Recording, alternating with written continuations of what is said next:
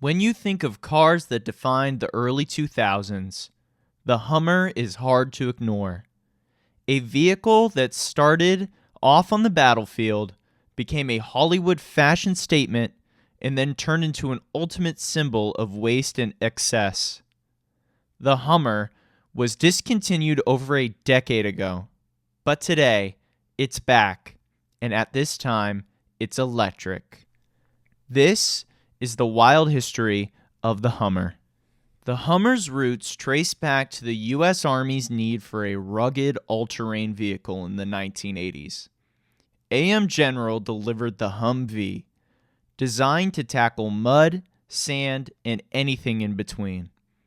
When Operation Desert Storm was broadcast on television in 1991, millions of Americans saw the Humvee for the first time, rolling through the desert like an unstoppable machine. It wasn't just a military vehicle anymore. It was a cultural icon of American power. One of those viewers was Arnold Schwarzenegger, who was so impressed he lobbied A.M. General to build a civilian version. In 1992, the Hummer H1 was born. It looked nearly identical to the military version, massive, wide, and impractical for most city streets. But that didn't matter. The H1 became the ultimate status symbol for celebrities and wealthy buyers. General Motors took notice and bought the rights to the Hummer brand in 1999. Under GM, the H2 and later the H3 were introduced. These versions were smaller, more affordable, and aimed at everyday consumers. But they kept the same aggressive, oversized image. By the early 2000s, the Hummer had exploded in popularity. It wasn't just a car, it was a statement. Rappers, athletes, and suburban families all wanted one.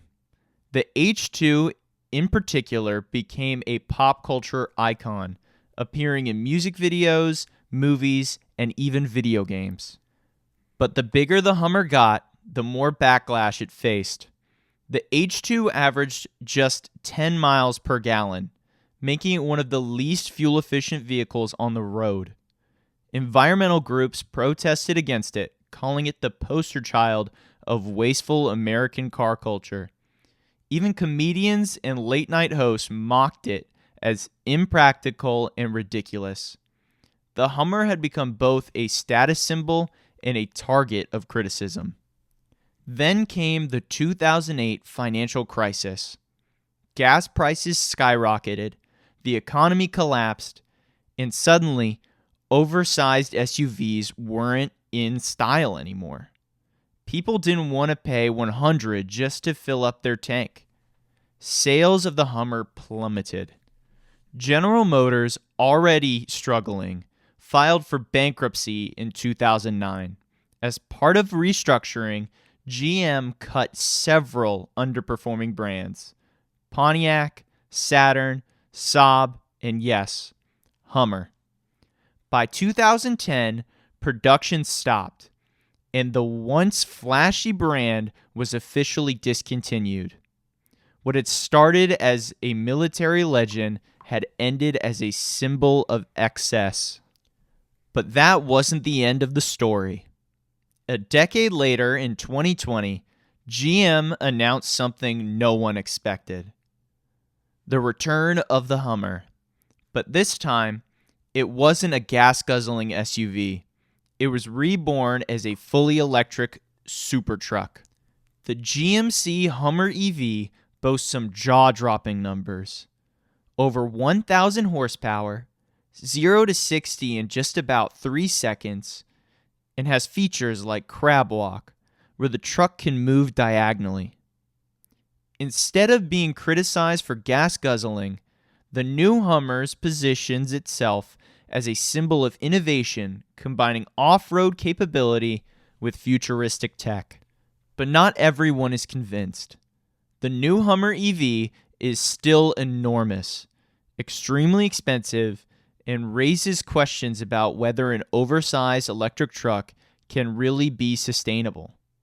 Still, it shows how far the brand has come, from military deserts to suburban driveways, and now to cutting edge of electric vehicles.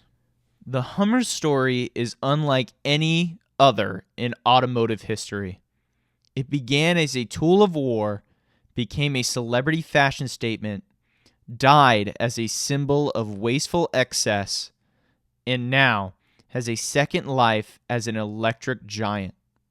The question is, will the Hummer EV truly redeem the brand, or will history repeat itself?